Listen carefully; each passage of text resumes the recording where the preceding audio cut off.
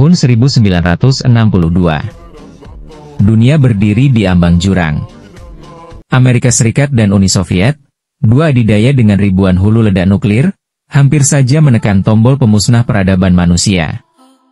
Krisis yang kemudian dikenal sebagai The Cuban Missile Crisis, bukan sekadar konflik militer. Ini adalah momen paling berbahaya dalam sejarah umat manusia. Selama 13 hari di bulan Oktober 1962, dunia menahan napas. Semua orang, dari Washington hingga Moskow, tak tahu apakah esok hari masih ada kehidupan di muka bumi.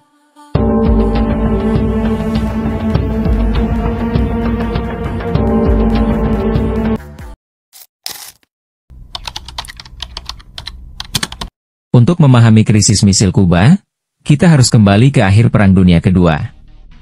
Dua negara muncul sebagai kekuatan utama, Amerika Serikat, simbol kapitalisme dan demokrasi, dan Uni Soviet, simbol komunisme dan kekuasaan ideologi. Dunia pun terbelah menjadi dua blok. Barat dipimpin oleh Washington, Timur oleh Moskow. Perang dingin bukan perang dengan peluru dan tank, melainkan perang ideologi, intelijen, dan ancaman nuklir. Perlombaan senjata menjadi simbol supremasi. Siapa yang memiliki lebih banyak rudal, lebih banyak pangkalan, lebih banyak sekutu, dialah penguasa dunia.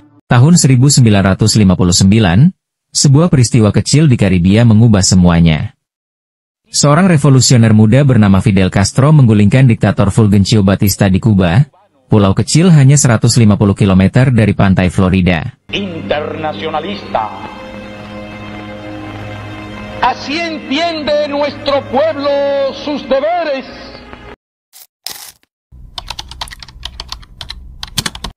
Sebelum revolusi, Kuba adalah taman bermain bagi investor dan mafia Amerika.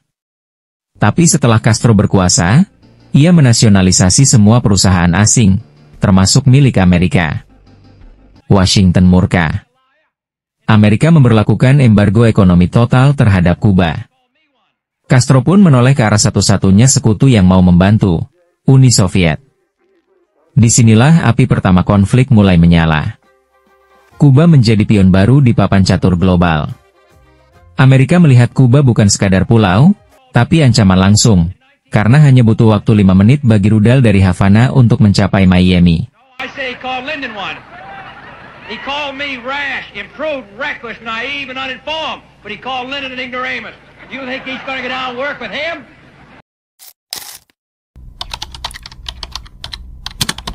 Tahun 1961, CIA melancarkan operasi rahasia untuk menggulingkan Castro. Ratusan pengungsi Kuba dilatih dan dipersenjatai, lalu dikirim ke pantai selatan Kuba, Teluk Babi, atau Bay of Pigs. Operasi itu gagal total. Pasukan invasi dihancurkan, dan Amerika Serikat dipermalukan di mata dunia. Fidel Castro semakin dekat dengan Moskow. Nikita Khrushchev, pemimpin Uni Soviet saat itu, melihat peluang emas. Jika Amerika bisa menempatkan rudal di Turki, hanya 10 menit dari Moskow, maka Soviet juga berhak menempatkan rudal di Kuba, tepat di halaman belakang Amerika.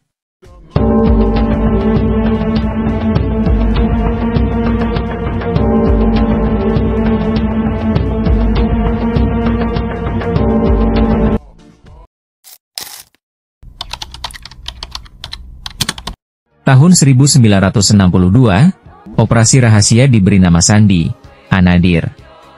Uni Soviet diam-diam mengirim rudal balistik, pesawat tempur MiG-21, dan puluhan ribu tentara ke Kuba. Tujuannya jelas, menciptakan keseimbangan kekuatan nuklir. Kapal-kapal besar menyeberangi Atlantik, membawa muatan mematikan, rudal R-12 dan R-14, dengan jangkauan hingga 4.000 km. Jika rudal itu aktif, hampir seluruh Amerika Serikat bagian timur bisa dihancurkan dalam waktu 10 menit. Operasi ini dilakukan dengan sangat rahasia. Tapi rahasia tidak bertahan lama.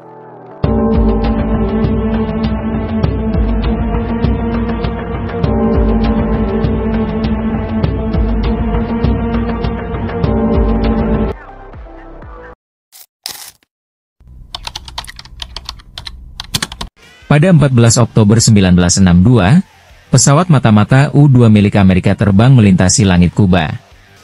Kamera beresolusi tinggi menangkap citra mengejutkan. Peluncur rudal nuklir sedang dibangun. Presiden John F. Kennedy segera diberitahu.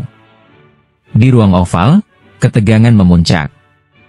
Amerika baru saja menemukan bahwa mereka menjadi sasaran langsung senjata nuklir Soviet. Kennedy memanggil para penasihat militernya, membentuk kelompok rahasia bernama EXCOM, Executive Committee of the National Security Council. Pilihannya hanya dua, serang Kuba, atau blokade laut untuk menghentikan kapal Soviet. Dunia menunggu keputusan yang bisa menentukan nasib seluruh umat manusia. On that imprisoned island, the purpose of these bases can be none other than to provide a nuclear strike capability against the Western Hemisphere.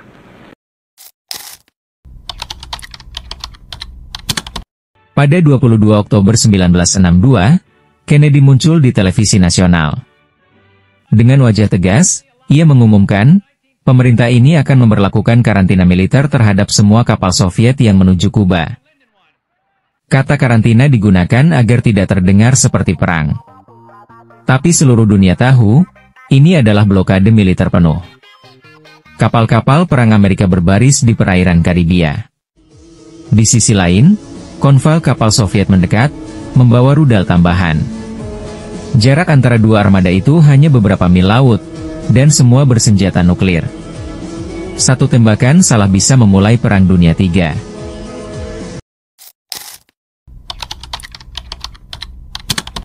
Selama 13 hari, dunia terjebak dalam krisis yang belum pernah terjadi sebelumnya. Di Washington, Kennedy berjuang menahan tekanan jenderal-jenderalnya yang mendesak serangan udara ke Kuba. Di Moskow, Khrushchev menuduh Amerika bertindak agresif dan menuntut pencabutan blokade. Sementara itu, di udara Karibia, pesawat U-2 Amerika ditembak jatuh. Pilotnya tewas. Dunia pun seakan berhenti bernafas. Dalam hitungan jam, perang nuklir bisa dimulai. Rudal sudah siap diluncurkan. Tapi justru di tengah ketegangan itu, muncul jalur komunikasi rahasia antara Kennedy dan Khrushchev, melalui surat pribadi dan diplomat rahasia.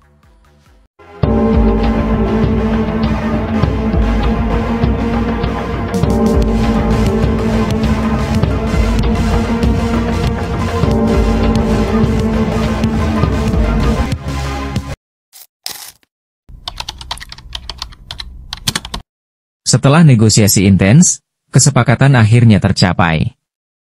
Khrushchev setuju untuk menarik semua rudal Soviet dari Kuba, dengan syarat Amerika berjanji tidak akan menyerang Kuba, dan menarik rudal Jupiternya dari Turki secara diam-diam. Pada 28 Oktober 1962, dunia menarik napas lega. Kapal Soviet berbalik arah, dan ancaman perang nuklir mereda. Tidak ada pemenang sejati, tapi dunia menyadari satu hal penting. Tidak ada ideologi yang pantas dibayar dengan kehancuran umat manusia. Не заглушить вам голос народа, голос правды, который звучит и будет звучать. Конец, могила колониальному рабству. Долой его и похоронить его, чем глубже, тем лучше.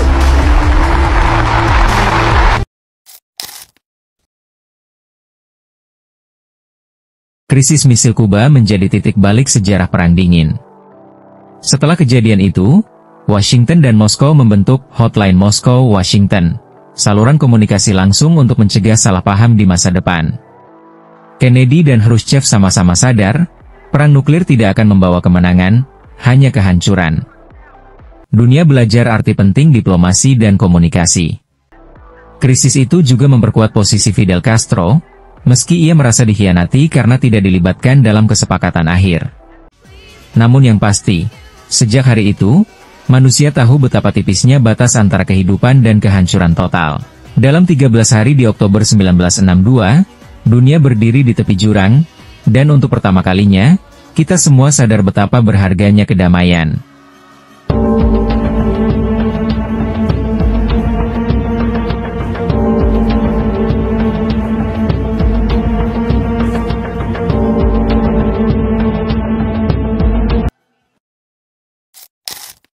Inilah kisah nyata yang mengingatkan dunia, bahwa kekuasaan tanpa kebijaksanaan, hanya membawa manusia menuju kehancuran. Krisis misil Kuba, peristiwa yang membuat seluruh umat manusia menatap langit dengan rasa takut, dan berdoa agar tak ada tombol merah yang ditekan.